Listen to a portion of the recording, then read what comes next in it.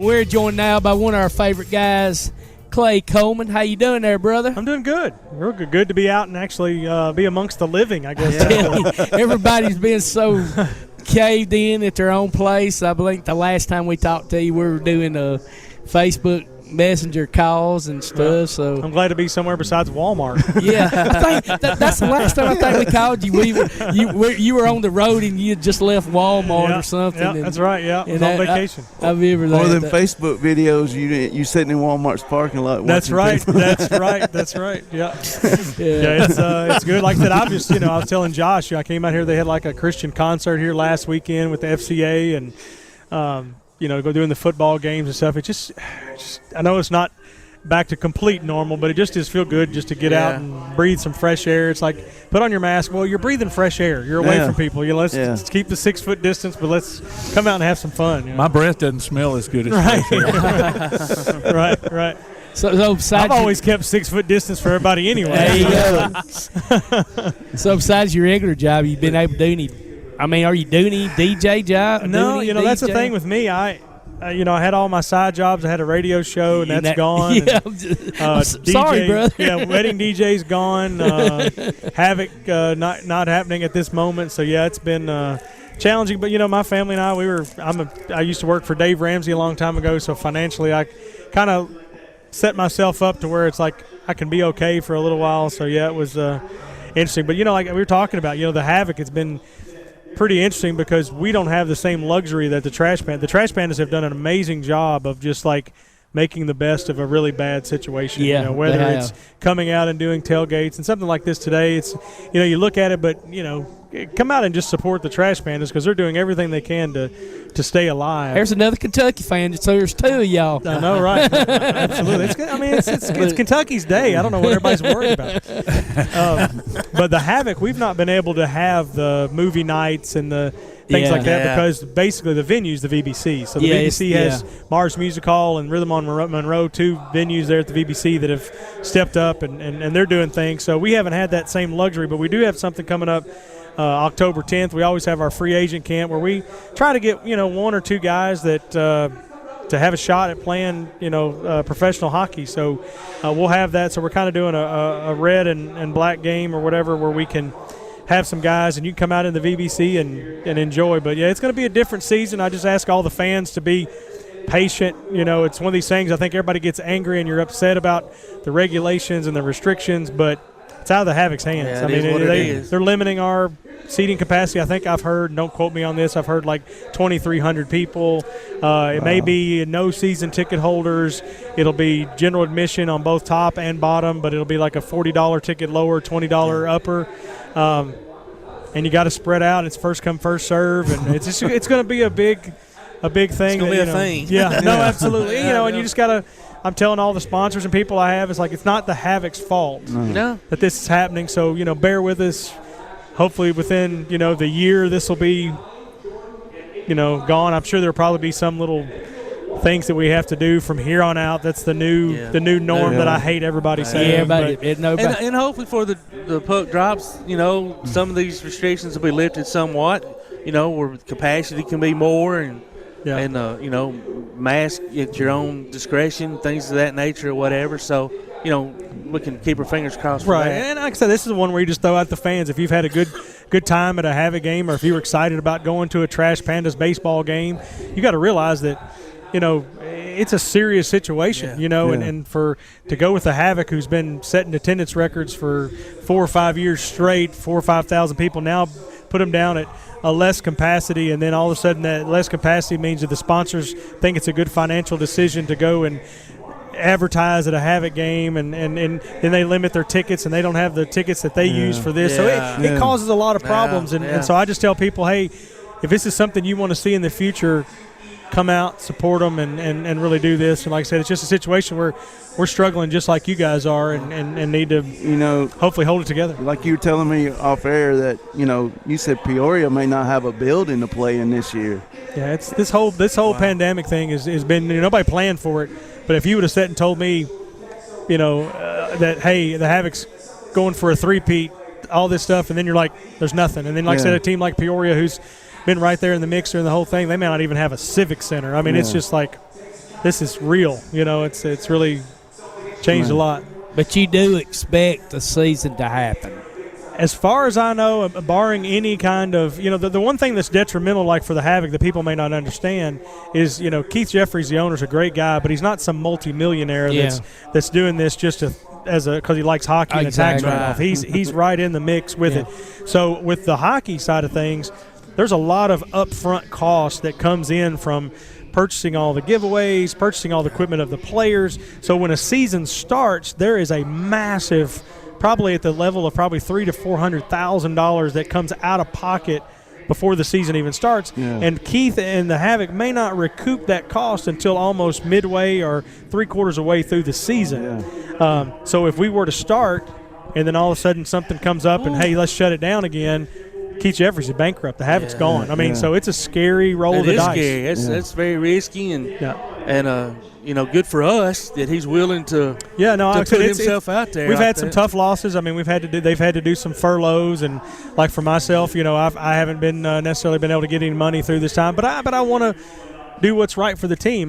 Keith's a good friend of mine, and I consider him a fellow brother, and if he's struggling, I'm willing to take a hit. If he's willing, all that he's done for me over the 15 years that I've worked with the Havoc, it's no-brainer. But Ashley Balch, who was our team president, was furloughed, and Ashley been with him since the beginning. And I know there was not a decision that Keith Jeffries made that was probably the hardest thing he's ever had to do. And it was going to let Ashley come back in December, but Ashley's got a family, he's got a kid that started at Alabama, and you got to do what you have to do, right? Yeah, absolutely. And I think there's no love lost. There definitely everybody's, but it's just been tough. And and besides the fact that she still don't remain the Havoc, I mean now not being able to come back, it hurt. I'm sure it hurts her, because she's we're all family. We come back and he's got a job. Ashley, he's got a job, so and he, I don't know, he. That says a lot for the organization that y'all can, feel that way about one another and take the slack up, for in those situations, and it all trickles down to us. We may not see that because we don't know what goes behind the scenes, right? But we still get to see hockey. And what people think sometimes when they think of professional sports team, they're thinking everybody's millionaires. And it's not, right. And like for me, I truly just love what I've been able to do with the Havoc and what the Havoc's done, and to kind of live vicariously through them. When I see kids that beat cancer, or a family that's lost a kid in cancer, that we make them a special night on the ice or whatever, that's it for me. I really honestly wouldn't care if I got paid $1 for doing it, but to think that now that's in jeopardy, it's just a situation where man, this is just horrible. Those stories y'all done, and like I said, y'all personally had people that we've known that y'all had nights for. The Bates family, the Emersons that from Ardmore, that we've personally, so we've had a personal thing. So to not see those things happen anymore. Right. That's what y'all have done and the money y'all have raised. It don't matter if you don't play another hockey game. The money y'all have raised and the good that y'all have done for the community. The Melissa George Foundation. What y'all autism for what Todd and them it's done over the years. It's been amazing, and it's going to continue. There's a situation. It's going to move on. We've looked at it, and I've been like, man, how's this going to be with Ashley gone, different things, and half capacity, or and that kind of stuff. But it just is what it is. The cause is greater, and I think a lot of times in life we always it may not work out the way we want it to, but I think the good Lord has a purpose for everything. Right. You just got to make the best of it and go forward and absolutely and see, and we all play a part. So you said Ashley could have come back in December. Is there a schedule? December 26th is the first game, opening night, that has been on the books and scheduled to start. Okay. But like I said, barring any kind of big thing that happens or whatever, we'll see. Like I said, I think that's just the whole fact that there's such an upfront cost. There's a turning point where they're going to have to make a decision and say, what's the vibe right now, because we can't really afford to throw this money out and then it just go away. And you said tickets. Some of the tickets would be first come, first served. I'm thinking there may be more fights in the stands than No, right. Well, like for me, you know, I had to talk to my wife about it because that's one thing that's happened to us. Usually I had 6 tickets for my wife and my family to go to a game that we had. I don't have that. Yeah. So now I had to come back and say, hey, is it really worth it for me to be away from my family when they can't come to a hockey game and I'm there? Yeah. You know, but I'm like, I really feel like the Havoc has given me more opportunities outside with my regular day job or stuff like that. So it's a little sacrifice where I'm like, hey, you know, my wife's probably like, yes, we don't have to go to hockey and we don't have to see you. we don't have to go to hockey. What kind of thing is that to say? No. My wife she's how would I say this correctly and not get her? she's very spirited, and so she loves the fights and loves the stuff. So she loves the hockey game. So yeah, it'll be kind of tough. Now, but besides Peoria, have you heard any other teams that may have been in trouble? No, I mean there's a lot of them that you know, that's the one thing that with our league that, you know, the Havoc, Peoria, Knoxville, maybe a Pensacola are the teams that are really profitable. But like I said, there's some of those owners that they're wealthy owners and they can use it as a tax write-off. They can do some things. Fayetteville was struggling, but I think they got some investors to come back in to kind of help them. So I think everybody's kind of there. But like I said, you know, even Birmingham, it's a good organization. It's good, but they don't have the numbers that they need to have. And you know, it's hard enough to maintain your daily operations with fans you're getting. Now you half them. And then they have a small building, too, down in Pelham. So. Yeah, that's what I was fixing to say. Some of these other teams probably have smaller facilities, so you start halving that, like you said. You know, you cutting everything close. We were worried there for a while because, like North Carolina with Fayetteville, they were saying they weren't going to open up any venues until January. Wow. So it was just like, how do they move forward with that kind of stuff? But I think that everywhere is kind of like the rest of the country is kind of open things up just a little bit. And come on to Huntsville then. No, right. You mentioned it probably be sometime late December.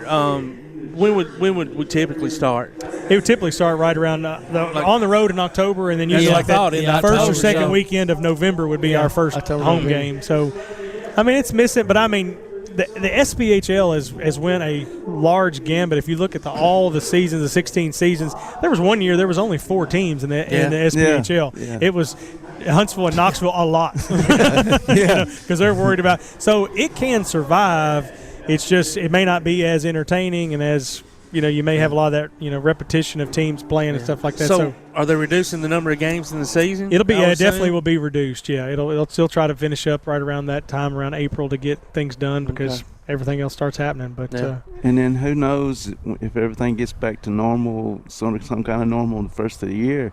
The events with the Civic Center and how it affects the schedule of the Havoc. Sure, so, no, absolutely. And how the renovations is going at the Iceplex too.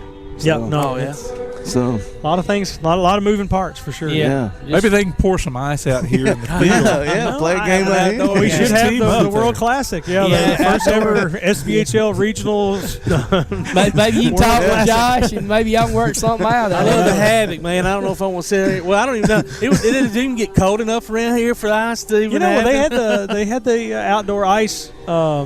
That's what I was going to say. By the park. Yeah, you're right. We'd have to get Alabama Power or somebody to help us with the power to that. There you go. Keep it chilled. But put the boards up and go. Yeah. Port Well, Mallard, don't they still have their ice rink? So I'm wearing my Havoc Trash Panda jersey that didn't get displayed during that, but I mean we've got a good relationship with them, and Trash Pandas, Havoc, anything that just is good for the quality of life in the community is a good thing. Yeah. So, like I said, tell people right now, you may look at this beautiful stadium and you have to look at it. You got to look. There's some dollars that went by putting this thing together. So you may think it may be a little, you may think in your head, would I have gone out to a baseball stadium and watch a football game? Probably not. But you know what? I want to see the Trash Pandas succeed, so I'm gonna come out here, eat some food, go in and buy some of their jerseys are amazing, and support them. And we traveled down this interstate even before this was a building. Well, they're moving dirt. They're moving dirt. Can't wait, and all this happens. Every little thing, And then it rains so much, and I'm like, oh, they're not moving dirt. They're moving mud. That's right. Well, I had shoulder surgery, so I wasn't able to come out. I was wanting to come out and do some batting practice, but I totally missed out on that. So I've told the guys at Trash Pandas, I was like, you may not be doing that next year, but can you let me come out one day? There you go. Well, Clay, we appreciate you as always, brother. Thank you very much. And hopefully we can get you back on, and hopefully we'll have some better news, and hopefully we can talk some. And I'd like to personally send out my condolences to Tomcat. There you go. There you go. Talking trash. There you go, brother. I know how much he wanted to show up, but you know what? I'll see you sometime next year. Hey, well, maybe we can have you back on next week, and y'all can settle it out right here on the show. Well, we appreciate you, brother, and I may even wear a cowboy. If Kentucky loses, I'll wear a cowboy hat and some tight Wranglers. There you go. Relive his famous picture on Facebook. That'll work. I hope you listen to that, brother. All right. Well, we're going to take us a break, and we'll be right back. You listen to Applebee's Tailgate Talk on the Big 1080 WKC.